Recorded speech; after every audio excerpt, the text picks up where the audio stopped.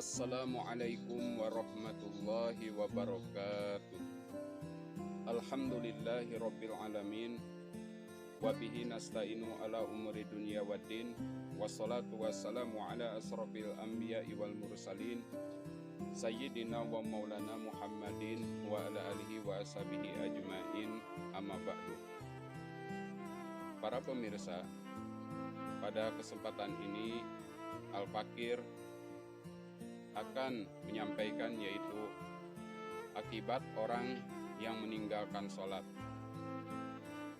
Tapi sebelumnya Al-Fakir mohon kepada pemirsa semua klik tombol subscribe, share, like, komen. Baiklah, kita mulai saja. Sholat merupakan kewajiban umat Islam, dan sholat itu merupakan ibadah pokok umat Islam. Sholat diwajibkan waktu Nabi Muhammad SAW lagi di Isra Mi'rajkan. Maka dari hasil Isra Mi'raj itu Nabi Muhammad SAW menerima sholat atau menerima perintah sholat 5 waktu kepada umatnya, dan diperjelas dalam ayat Al-Quran, A'udzubillahi minasyaitonirrajim, Inna sholata kanat alal mu'minina kitaban mauquta. Sesungguhnya sholat itu diwajibkan kepada orang-orang yang beriman dan sudah ditentukan waktunya. Dan sholat itu merupakan termasuk rukun Islam yang kedua. Di antaranya rukun Islam yaitu syahadat, sholat, zakat, puasa, dan pergi haji ke Baitullah bagi yang mampu. Bahkan amalan sholat tersebut ini merupakan disebutnya wi'aul amal atau wadahnya amal. Ibadah yang pertama diperintahkan yaitu sholat. Dan orang nanti dihisab, di yaumil hisab, itu juga yang pertama diperiksa adalah sholat. Kalau sholatnya baik, maka insya Allah semua amal bakal ada semua, atau bakal dibalas oleh Allah dengan pahala yang berlipat ganda. Tapi kalau sholatnya tidak ada, maka amal yang baik, besar atau kecil, tidak dilirik oleh Allah Subhanahu wa Ta'ala. Ada akibat orang yang meninggalkan sholat. Yang pertama yaitu ketika di dunia. Yang kedua pada sakaratul maut. Yang ketiga di alam barzah, dan nanti waktu kelak di akhirat. Apa saja akibat orang yang meninggalkan sholat? Waktu hidup di dunia, orang yang meninggalkan sholat itu yang pertama, sebanyak amal apapun, maka kalau tidak sholat maka tidak dicatat amal kebaikannya.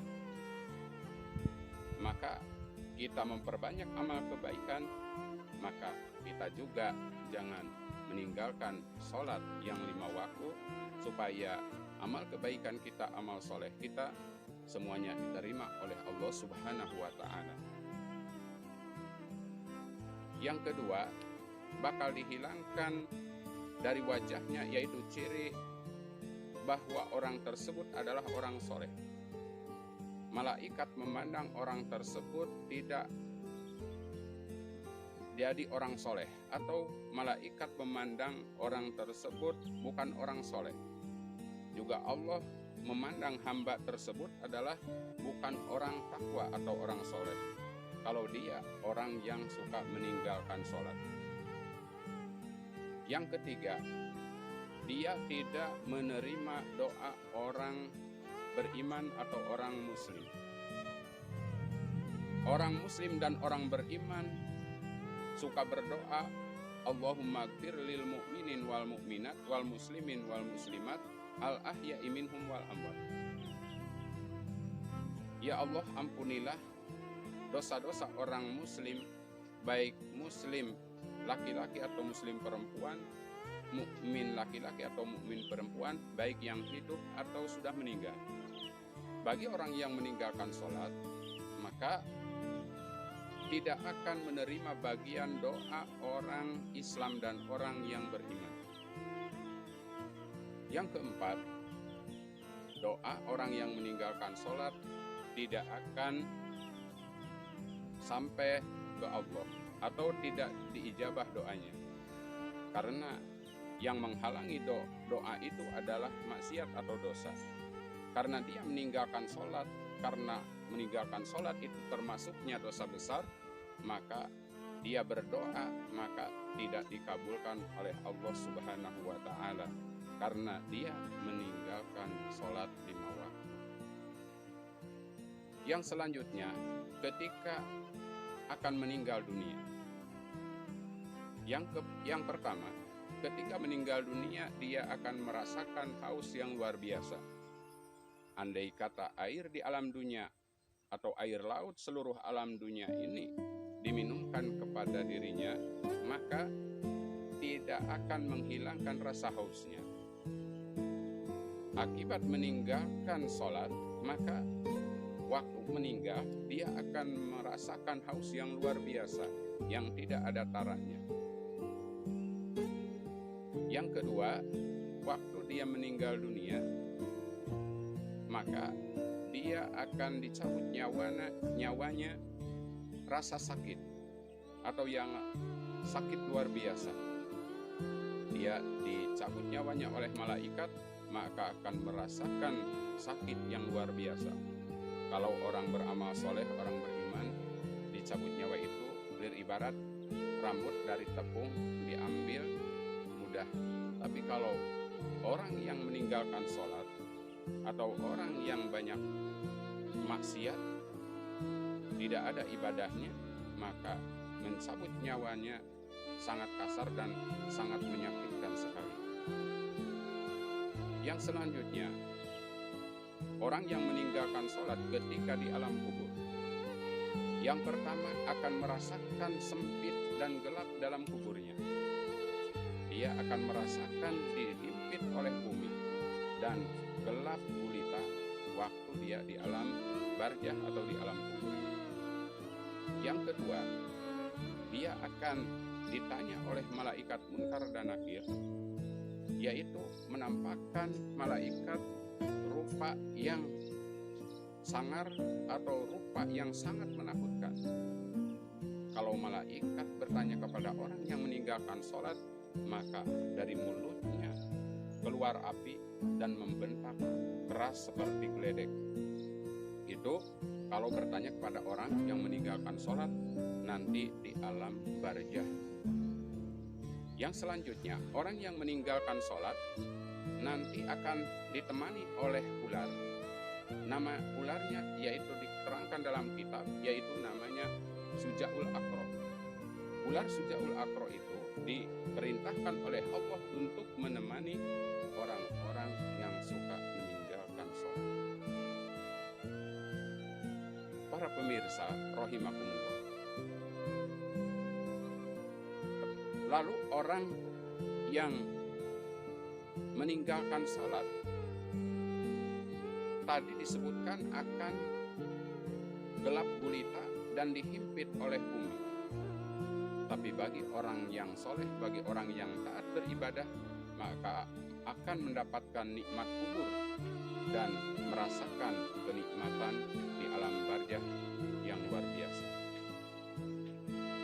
Yang selanjutnya, nanti di akhirat Allah Subhanahu wa Ta'ala tidak akan memandang wajah orang-orang yang tidak suka melaksanakan sholat. Bahkan Allah tidak mau melirik atau tidak mau melihat hambanya yang tidak suka sholat. Dan nanti di hari hisaban maka akan mendapatkan hisaban yang berat. Kenapa? Karena orang yang tidak sholat amalnya tidak ada. Kenapa? Karena tidak ada wadahnya.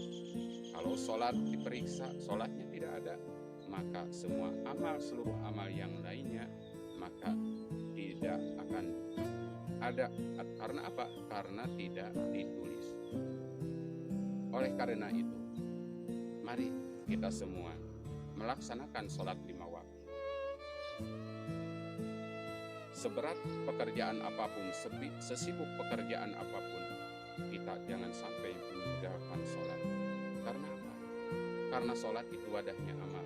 Kunci pokok diterimanya amal yaitu kita melaksanakan sholat 5 waktu. Ajilu bitaubati qoblal maut wa ajilu bisolati qoblal qaul. Buru-buru Anda bertobat sebelum Anda meninggal. Buru-buru Anda sholat sebelum habis waktu. Mungkin sekian saja yang saya sampaikan. Mudah-mudahan ada manfaatnya. Mohon maaf atas segala kekurangannya. Terima kasih atas perhatian. Jangan lupa subscribe-nya. Wallahu muwaffiq ila aqwamit thoriq. Wassalamualaikum warahmatullahi wabarakatuh.